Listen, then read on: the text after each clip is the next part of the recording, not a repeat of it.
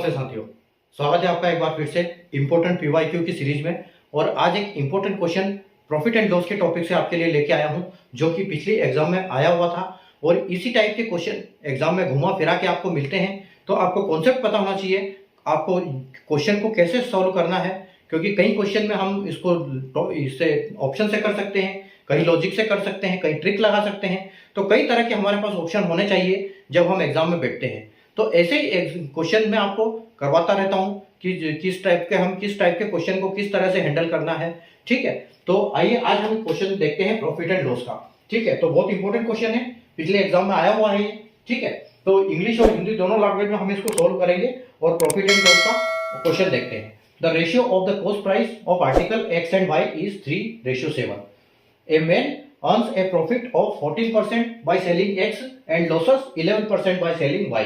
What is his gain/loss percentage in the entire transaction? ठीक है, वस्तु X और Y के क्रय मूल्यों का अनुपात 3:7 है।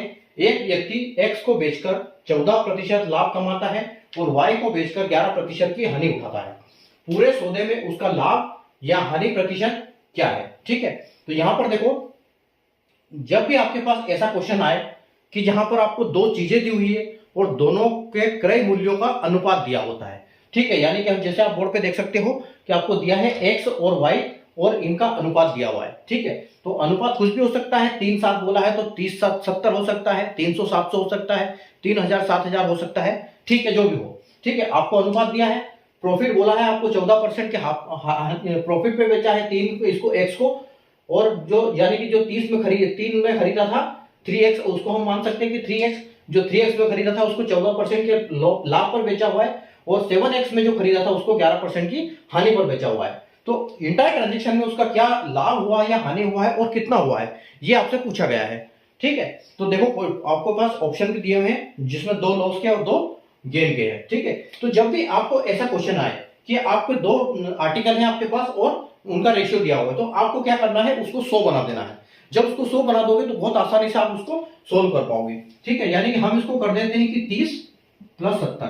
ठीक है, यानी कि हमने इसको x को खरीदा था 30 में और y को खरीदा था 70 में। ठीक है, तो दोनों का हमने जो क्रय मूल्य यानी कि कॉस्ट प्राइस कितना पड़ा हमको, 100 रुपए का पड़ा, और 100% भी होता है, इसलिए अब हमारे लिए जो इसका है सोल्यूशन आसान हो जाएगा। ठीक है, अब देखो आगे क्या बोल रहा है कि जो 30 है उसको कितने पे बेचा है, 30 को बेचा है 14% प्रॉफिट पे। ठीक है, यानी कि प्रॉफिट ऑफ 14%।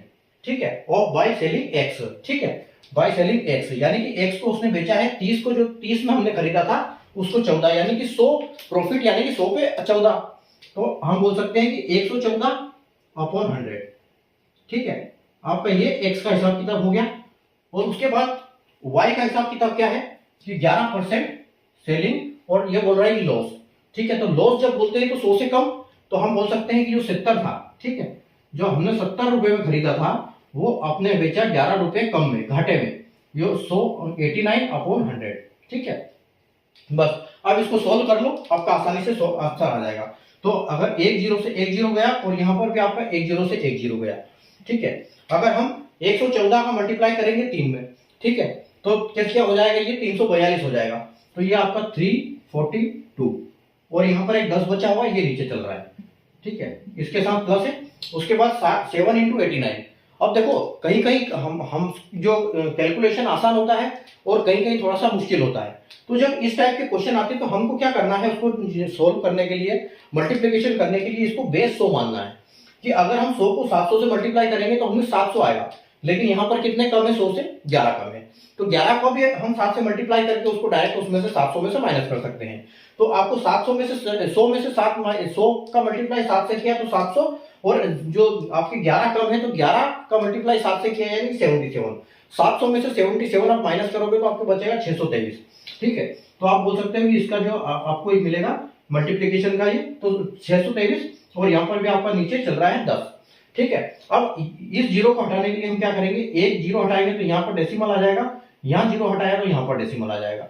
ठीक है, अब आपको करना क्या है, इन दोनों का प्लस कर देना है। तो इन दोनों का प्लस करेंगे, देखो 2 से 3 करेंगे तो कितना हो गया 5, बाद में डेसिमल है, 4 से 2 का किया आपने तो 6, और 3 का 6 से किया यानी कि 9, यानी कि आपका जो इनका जोड़ आ रहा है वो कितना आ रहा है 96.5। यानी कि आप बोल सकते हो कि जो चीज आपने दो चीज 100 रुपए में खरीदी थी, उन दोनों को बेचने पर जो पैसा आपके पास आया वापस, वो आया 96.5।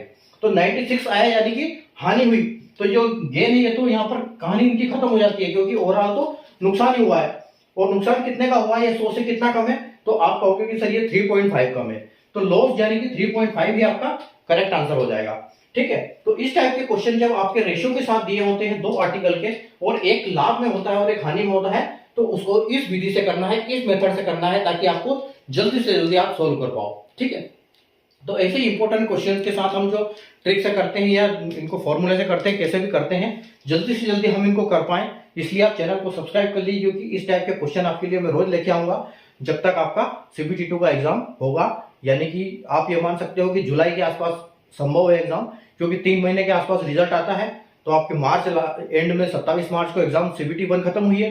ठीक है, और अभी अंडर ग्रेजुएशन की भी आने वाली है, तो अगर सिर्फ हम ग्रेजुएशन की बात करें तो यहाँ से अभी 3 महीना आप ले सकते हो, यानी कि मार्च से आखिरी तक, तो जून लास्ट तक आपके रिजल्ट के आने की संभावना रहेगी, और अगले 15-20 दिन में उसके एग्जाम करवा लेगा। यानी कि आप जुलाई के मिड में एक्सपेक्ट कर सकते हो आपकी CBT2 को। तो चैनल को सब्सक्राइब कर लीजिए और बेल आइकन को ऑल पर प्रेस कर लीजिए, ताकि ऐसे इंपॉर्टेंट वीडियो की नोटिफिकेशन आपको मिलते रहे और आप ऐसे ही ट्रिक और कॉन्सेप्ट सीखते रहो एक एक डेली। कोई यहाँ पर लंबा मैराथन नहीं होगा, कोई 1 घंटे की क्लास नहीं होगी, सिर्फ 4 से 5 मिनट का एक छोटा सा वीडियो, जिसमें एक क्वेश्चन का एक इंपॉर्टेंट कॉन्सेप्ट, दैट्स इट। ठीक है, तो मिलते हैं अगले वीडियो में नए क्वेश्चन, इंपॉर्टेंट क्वेश्चन के साथ। तब तक के लिए गुड बाय, टेक केयर।